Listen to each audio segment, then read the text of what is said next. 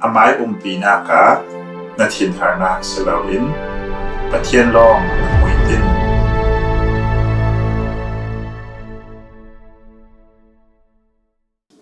nitin mana thom ni kumkul December ni kul wansari zarbini thin harnak na umlaw nan malaka zawtal in ay inle sinfen thu ahel kamnak in anunnak malten asawtir theitu nan ummo loka bung hei ni chakul onna na mai lam chan thurwat tarat in thin har in na umpang mo na mui mele na pin pang ruang atla thin har in na umpang mo midang pol in jiang ti in an lo mu ti mi para na thin har pang mo asilaw le na leiba bil pol tay chang i pek thay ding in jiang na katwan pe o ti in tla na hel kam zet thay men ti panak in alo uk tika thin har nak akar thay Tari sa chan nak tua thay lau in na men thay chu tika na har dam nak atan yam thay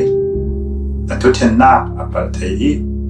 na tua thay mi tla mal ving do in tum sok ving do thay du tuat mi rual chan hi mi chu zum tu pakhat i nanun dan ting chu asilaw rim rim thin har nak i ne mi silaw ding in alaw kil him thay tu le na thin lung songa thangam dei nak alaw pe thay tu chu pathian long asi ama in na tu mi jiang kim alaw pe thay asi chu le pathian na ton thay dan ting le ama thon nei nel zet i nanun thay dan ting lam sin sun chu Jisu thong in anen panlong hi asi Jisu chu naminong sina alaw thom tu le nang ma chan aya atwal tu asi ruanga na tu sammi pol alaw thei tu asi athupi big mi chu na kyam kap thil chami pol long zaw lawin ama long na muitin asi le nanun na ke thil chang mi jiang kim mason thai nak le ne thai nak tha jang alaw peding har sat boy nak sma na thleng thei zon zai re thei nak na tuar thei nek sak na phun tla na tong thei asina in ama sung i na thumok tak taka chun ro san na